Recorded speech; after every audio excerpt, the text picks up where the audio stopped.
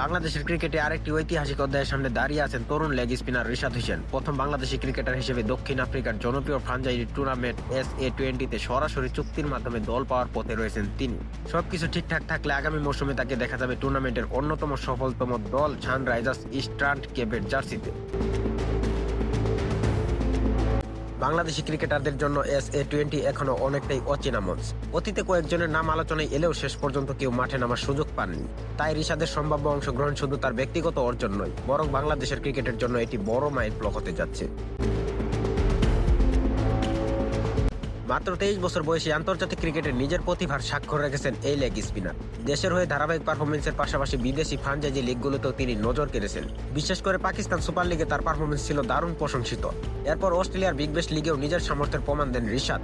বিশ্বসেরা ব্যাটারদের বিপক্ষে আত্মবিশ্বাসী বোলিং করে তিনি দেখিয়ে দেন যে বড় মঞ্চে চাপ সামলানোর ক্ষমতা আছে তার। জানা গেছে সানরাইজার্স ইস্টার্ন কেপের কোচিং স্টাফের একজন গুরুত্বপূর্ণ সদস্য এবং বাংলাদেশের সাবেক প্রধান কোচ রাসেল ডোমিঙ্গো রিশাদের ব্যাপারে বেশ আগ্রহী। বাংলাদেশ দলের সঙ্গে কাজ করার সময় থেকেই এই লেগ স্পিনারের প্রতিভা সম্পর্কে ভালো ধারণা ছিল তার।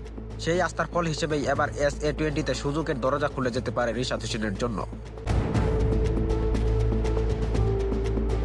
তবে এই নতুন সুযোগের কারণে আবারও BPL এর কিছু ম্যাচ বা পুরো আসর মিস করার সম্ভাবনা রয়েছে, কারণ SA-20-র সময়সূচি এবং BPL এর সময়সূচির মধ্যে সংঘর্ষ হতে পারে।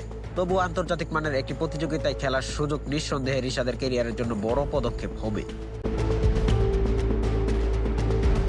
সব মিলিয়ে বাংলাদেশ ক্রিকেট প্রেমীদের জন্য এটি দারুণ সুখবর। যদি চুক্তি চূড়ান্ত হয় তাহলে SA-20-র ইতিহাসে প্রথম বাংলাদেশি ক্রিকেটার হিসেবে নতুন রেকর্ড গড়বেন রিশাদ হোসেন। এখন শুধু আনুষ্ঠানিক ঘোষণার অপেক্ষা।